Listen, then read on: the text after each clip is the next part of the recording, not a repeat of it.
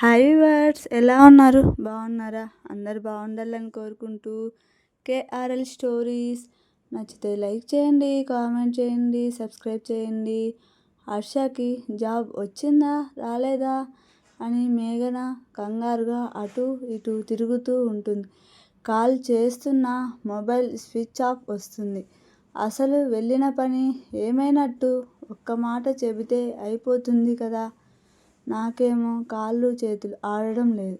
అతనే అని తనలో తాను మాట్లాడుకుంటూ ఉంటుంది. ఇలా అతను కంగారు పడుతూ ఇల్లంతా తిరుగుతూ ఉంటుంది. కొద్దిసేపటికి హర్ష నుంచి కాల్ రావడంతో వెంటనే లిఫ్ట్ చేసి ఏమైంది, జాబ్ వచ్చిందా అని అడుగుతుంది. ఏం జాబ్ రావడం, ప్రతి ఒక్క ఇంటర్వ్యూ కరెక్ట్గానే అటెండ్ చేశాను, కాల్ చేసి చెబుతా అన్నారు. మేఘన తలాడిస్తూ అవునా, నువ్వు అంత కరెక్ట్గానే చేశావు కదా, తప్పకుండా కాల్ చేస్తారు అని అంటుంది. అక్కడికి వచ్చి చూస్తే నీకు అర్థమవుతుంది. చాలామంది ఉన్నారు, నాకంటే బెటర్గా ఉన్నవాళ్ళు. వారందరినీ బట్టి చూస్తే నాకు రావడం కష్టమే. ఇది కూడా పోయిందనిపిస్తుంది. నువ్వు ముందు ఆ దరిద్రపు మాటలు మాను. ఇప్పుడు నెగిటివ్గానే మాట్లాడుతావా, పాజిటివ్గా మాట్లాడొచ్చుగా అని అంటుంది. ఇంకెంత పాజిటివ్గా మాట్లాడాలి, చిరాకు వస్తుంది. నా మీద నాకే అసహ్యం వేస్తుంది. ఇప్పుడు మాత్రం ఈ జాబ్ రాకపోతే ఇంట్లో వాళ్ళు మాటలతో చంపేస్తారు. మేఘన సపోర్టింగ్గా మాట్లాడుతూ అలా ఏం జరగదులే. ముందు నువ్వు నీ మీద నమ్మకం పెట్టుకో.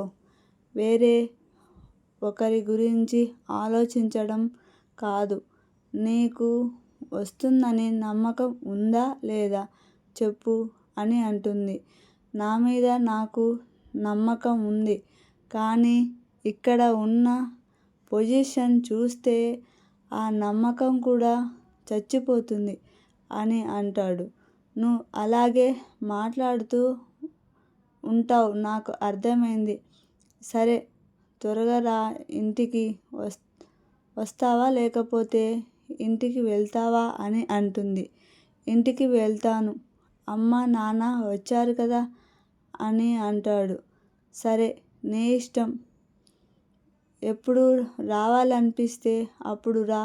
నువ్వు ఇంకా ఇంటర్వ్యూ గురించి ఆలోచించడం మానేసి నువ్వు చేయాల్సింది చేసావు, జరగాల్సింది జరుగుతుంది. ధైర్యంగా ఉండు. అలాగే ఉంటాను, స్టార్ట్ అవ్వాలి కదా అని అంటూ కాల్ కట్ చేసి చిన్నగా నడుచుకుంటూ బైక్ దగ్గరికి వస్తాడు. జగన్ వరకు చేసుకుంటూ ఉంటే తన కాలింగ్ అందరికీ స్వీట్ పంచుతూ తన దగ్గరికి వస్తాడు. జగన్కి స్వీట్ ఇస్తూ ఉంటాడు. ఏంట్రా ఇలా పంచుతున్నావు, ఏమైనా విశేషమా అని అడుగుతాడు. తను నవ్వి అవునరా, నేను తండ్రిని కాబోతున్నాను, నా భార్య ప్రెగ్నెంట్ అని చెబుతాడు. అది విన్న వెంటనే జగన్ ముఖం చిన్నబోతుంది. కంగ్రాట్స్ రా అని సెకండ్ ఇస్తాడు. పక్కనే ఉన్న మరొక వ్యక్తి వీడికి నీకన్నా వెనకాల పెళ్ళయింది కదా, అప్పుడే తండ్రి అవుతున్నాడు, మరి నువ్వు ఎప్పుడు స్వీట్స్ పంచుతావో అని అడుగుతాడు. దానికి ఇంకా టైం ఉంది. నీకు స్వీట్స్ కావాలంటే చెప్పు, వెళ్ళి తీసుకొని వస్తాను. అంతేకాని నా పర్సనల్ విషయాల గురించి మాట్లాడకు అని అంటాడు. అదేంట్రా, ఇప్పుడు నేను ఏమన్నానని? తప్పుగా ఏం చెప్పలేదు కదా.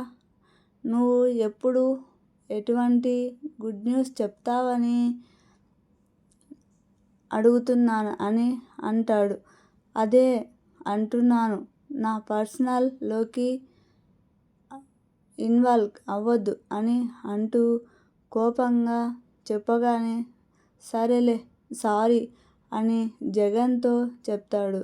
తను దూరంగా వచ్చి చేతిలో ఉన్న స్వీట్స్ని గట్టిగా పట్టుకోవడంతో పిండిగా కింద పడుతుంది.